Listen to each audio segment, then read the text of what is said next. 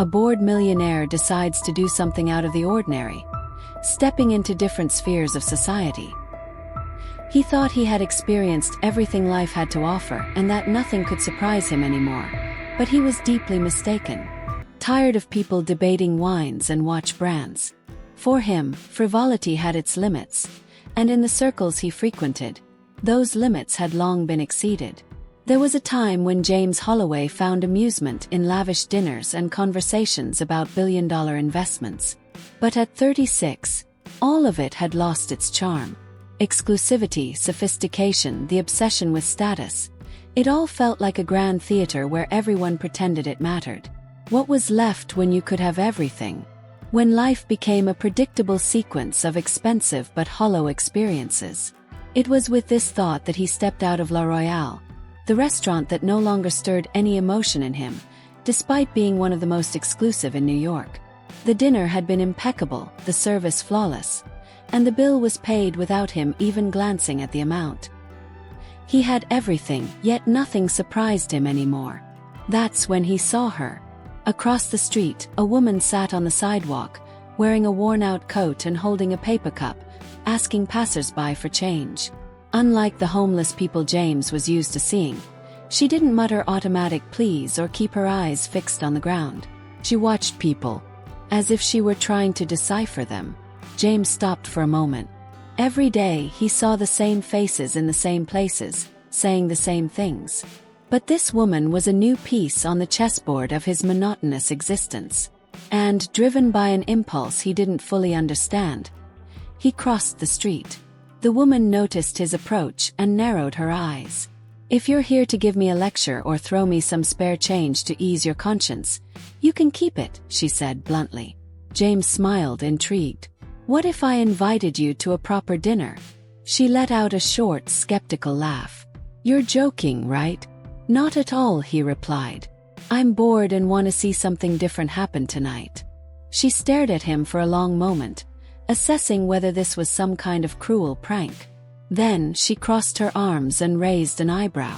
"You trying to buy yourself a story to tell your rich friends?" James shrugged. "Maybe. Or maybe I just want a conversation that doesn't involve wine and watch brands." The woman hesitated. She was used to being ignored, not invited to dinner. But something in his eyes made her consider the offer. "Fine. But only if I can pick anything from the menu." James grinned. "Well." And so, without knowing that night would change his life, James Holloway took a homeless woman to dine at the most expensive restaurant in the city. Emily Carter walked beside James Holloway as if she were stepping into enemy territory. It wasn't just the hunger or the cold that unsettled her. It was the feeling of being thrown into a game where she didn't know the rules. A bored billionaire inviting her to dinner. What was the catch? As they arrived at Le Bernardin, one of the most prestigious restaurants in New York, the stares began even before they stepped through the door. The maitre d', impeccably dressed, cast a quick glance at the woman in the worn-out coat and frowned. "Good evening, Mr. Holloway," he said, making an effort to ignore Emily. "A table for two." James responded casually. There was a subtle pause. A brief moment where the maitre d' seemed to consider suggesting a more private area for such an unusual guest. But James was a valuable client, and money always spoke louder. "Course right this way." Emily followed James to an elegant table in the middle of the dining room. As he sat down comfortably, she hesitated before doing the same. The setting felt surreal to her. Napkins folded with surgical precision, crystal glasses glistening under the soft lighting, waiters moving as if part of a carefully choreographed performance. Everything screamed sophistication. "So, Emily, what will you have?" James asked, flipping through the menu. She picked up the menu and let out a quiet chuckle. "I could sell this thing on the street and afford a hotel for a few nights," she said, eyeing the prices. "But since you're paying, how about the langoustine?" James smiled. "Excellent choice." When the waiter returned, Emily made sure to order a glass of the most expensive wine on the menu as well. James noticed but said nothing. He was curious. What was she trying to prove? Once their orders were placed, he tried to spark a conversation. You don't strike me as someone who simply accepts a life of begging. Emily smirked. And you don't strike me as the kind of billionaire who invites homeless women to dinner. Yet here we are. Fair point. She swirled the wine in her glass, watching the restaurant's reflection on its crimson surface. I bet you think you know a lot about life, she said, not looking at him. I bet you think you understand the world because you've traveled to exotic places, slept with beautiful women, and drank champagne that costs more than a worker's monthly salary. James raised an eyebrow. And what makes you think I don't understand the world? She finally met his gaze. Because if you did, you wouldn't be bored. For a moment, James didn't know what to say. He hadn't expected to be disarmed so quickly. The dinner continued with teasing remarks, subdued laughter, and reflective silences. Emily wasn't grateful, nor was she impressed. On the contrary, she treated James as an equal, or perhaps as someone who still had a lot to learn. And that was exactly what he wanted. Something different. The problem was that he wasn't ready for where that conversation would take him. The dinner was over, but the conversation between James and Emily felt like it was just getting started. As they stepped out of the restaurant, the cold city air wrapped around them, and James, in no hurry to end the night, suggested a walk. To his surprise, Emily agreed. They wandered aimlessly, passing by glowing storefronts and elegantly dressed people who didn't even notice her presence. New York was a cruel city for those who weren't part of the spectacle. So, James said, stuffing his hands into his coat pockets, how does a sharp, articulate woman like you end up on the streets? Emily let out a short laugh. Ah, of course. The million-dollar question. Exactly. But I have a few billion so I can pay for the answer. She shook her head. You really think money buys everything, don't you? I know it buys a lot. Emily stopped walking. Her face was partially illuminated by the glow of a pharmacy sign. For a moment, James saw something beyond the skeptical, defiant woman. A look that carried something heavy. I had a life, she finally said. I was a lawyer. Worked hard, paid my way through college, built a career at a big firm here in the city. By the time I was 30, I had a decent apartment, a husband I thought loved me, and a little boy who was everything to me. She paused, taking a deep breath before continuing. But life has a strange way of taking everything when you least expect it. My son got sick. Cancer.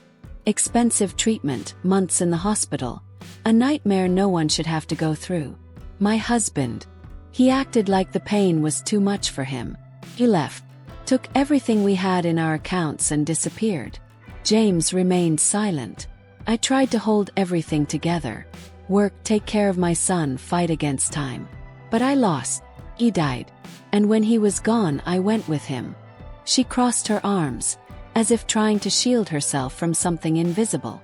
I lost my job because I couldn't get out of bed. Lost my apartment because I couldn't pay for it. Lost friends because no one knows how to deal with someone else's grief. And before I knew it, I had nothing left. James felt a tightness in his chest. It wasn't pity, it was something deeper. He had heard many stories of bankruptcy and failure, but they were always about money, bad business decisions, or reckless investments. This was different. You don't have anyone? He finally asked. No. And honestly, after a while you stop trying. You learn to fend for yourself. James studied her for a few moments. For the first time that night, he realized he might not be in control of what was happening. He had invited Emily to dinner expecting a distraction, but now he found himself face to face with something real, something he had no idea how to fix. What do you want now? He asked. Emily gave a half smile. A good night's sleep and a hot coffee tomorrow morning. But since life doesn't always give you what you want, I guess I'll just go back to my spot. She started to walk away, but James gently grabbed her arm. What if I could give you more than that? She narrowed her eyes. What kind of offer do you think you can make me, James Holloway? And there, on the cold sidewalk of New York, something unexpected was about to happen. James had never been one to hesitate when faced with an opportunity, but Emily wasn't an investment, an asset, or a strategic move. She was an enigma, one he wasn't sure if he wanted to solve or simply understand better. I can help you, he said firmly. Emily laughed, shaking her head. Oh sure. You're gonna write me a check and give me a motivational speech. No, nothing like that. I can give you a real chance to start over. An apartment, new clothes, time to get back on your feet. Emily crossed her arms and stared at him. Why? James realized he didn't have an obvious answer. He could say it was a whim, that he wanted to see where this would lead. But deep down he knew it was more than that. Because I can, he replied. She sighed. And what if I say I don't want it? Then I'll ask you what you do want. Emily studied him for a moment, as if weighing whether he was just another rich man playing at being a good Samaritan. Then she smirked. You want to give me something I never asked for. So how about the opposite? Instead of taking me off the streets, what if I take you into them? James raised an eyebrow. What do you mean? I mean, for one night you experience my world. No money, no car, no five-star hotel waiting at the end of the night. Just you, with me, walking through this city like someone invisible. James remained silent. It was an absurd proposal. Why would he do that? But deep down he already knew the answer. Deal, he said. Emily smiled, as if she couldn't believe he had actually agreed. Good. I hope you picked the right shoes, Holloway. Because your night is just getting started. James Holloway had never felt so vulnerable. No watch, no phone, and only $20 in his pocket. Courtesy of Emily, who insisted he should survive on what a homeless person would typically have. He walked beside her through streets that now seemed different. Without the bubble of privilege, New York felt colder, harsher. The skyscraper lights still shined, but not for them. The way people looked at them was different. Some ignored them, others glanced at them with quiet disdain. For the first time, James knew what it felt like to be invisible. How do you endure this? He asked after they were kicked out of a cafe entrance where they had tried to warm up for a few minutes. You get used to it, Emily replied, pulling her coat tighter around her body. But you never stop feeling it. They passed an alley where a group of homeless people had gathered around a makeshift fire. Emily led him toward them. You don't have to do this, James whispered. Yes, I do. You wanted something different. Here it is. The men and women around the fire eyed James cautiously. He didn't belong there, and they all knew it. But Emily gave a subtle gesture, and that was enough for them to accept him. What's on the menu tonight? She asked an older man rummaging through a plastic bag. Stale bread and canned soup, he replied. But at least the fire's warm. Emily grabbed a piece of bread and split it in half, handing part of it to James. Let's see if your millionaire palate can handle this. James took the bread without protest and took a bite. It was hard, dry, but not as bad as he expected. Better than some dinners I've had, he said, trying to keep the mood light. Emily smiled. But her expression quickly turned serious. Do you see these people? They have stories, James. Each one of them lost something just like I did. But no one wants to listen. The world keeps turning, pretending we don't exist. James looked around. He saw a former teacher who had lost everything after a divorce, a young girl who had run away from home to escape abusive parents, a war veteran discarded by the government he had served. People who, in another life, could have been sitting in the same restaurant as him. The night dragged on, and the cold grew harsher. With no hotel waiting for him, no guarantee of an easy comfort, James felt something he had never experienced before. Fear. The real fear of not having a tomorrow secured. As the sun began to rise, Emily stood up. So, had enough. James looked at her, exhausted, dirty, but different. Something inside him had shifted. No, he replied. But I do know I'll never see this city the same way again. Emily nodded, as if she had known all along that was the only acceptable answer. James Holloway had started that night in search of something different. But he found something much greater. A new way to see the world. Days passed. After that night, James returned to his luxurious penthouse, to his life of expensive dinners and meetings with suit-clad men. But nothing felt the same. The silence of the apartment seemed colder. The aroma of gourmet coffee in the morning no longer brought the same pleasure. The world that once felt familiar now seemed out of place. He tried to follow his routine, but something inside him wouldn't allow it. He remembered the faces around the fire, the stories the city ignored. He remembered the biting cold, the way people averted their gaze, as if poverty were contagious. And, above all, he remembered Emily. She had disappeared the next morning, as if she had fulfilled her role and expected nothing more from him.